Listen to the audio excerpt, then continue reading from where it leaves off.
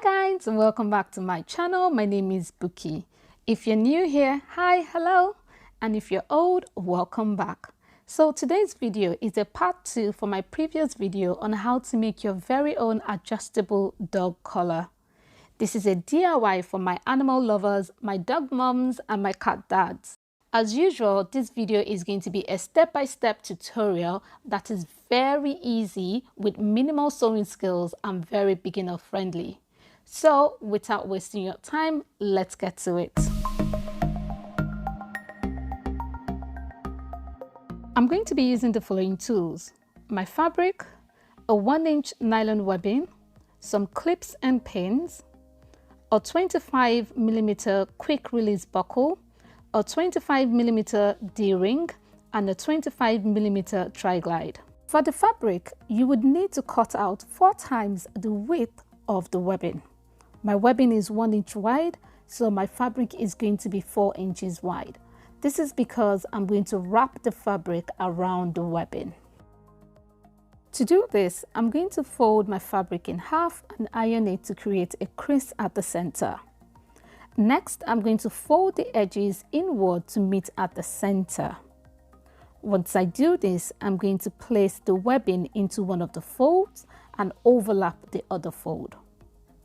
Because this is a medium-sized collar, my fabric length is 28 inches, while the webbing is 27 inches. Please make sure that your fabric is at least an inch longer than your webbing. Once I'm done, I'm going to secure them with some clips, and this is what it looks like.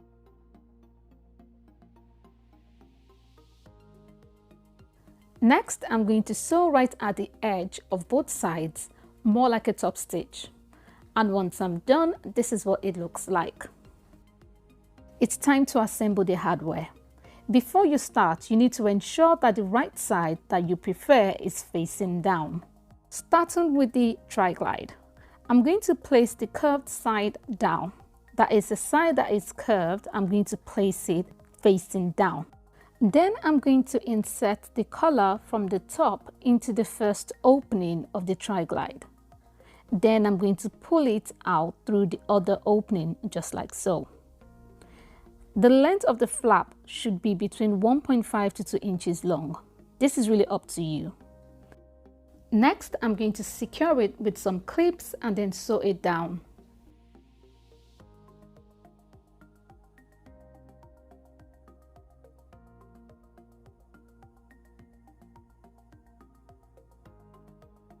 Now, for the other end of the collar, which is also right side down, I'm going to take the male part of the buckle, curved side facing up.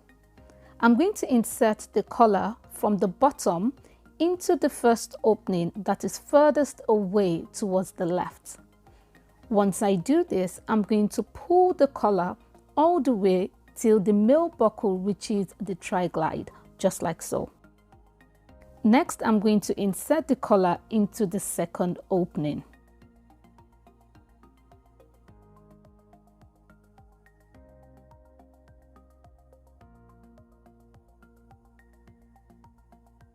Next, I'm going to take the end of the collar and feed it back into the tri-glide, just like so.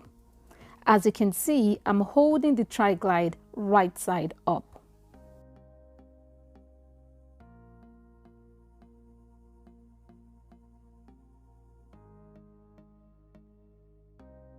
Now, I've completed the first half of my collar. To complete the second half, I'm going to place the collar right side up and insert the D-ring. The curved part of the D-ring needs to be facing up. Next, to ensure that the female part of the buckle is going to be in the correct order, I'm going to clip the buckles together. Once I'm satisfied, I'm going to secure it with some clips and sew 3 straight stitches.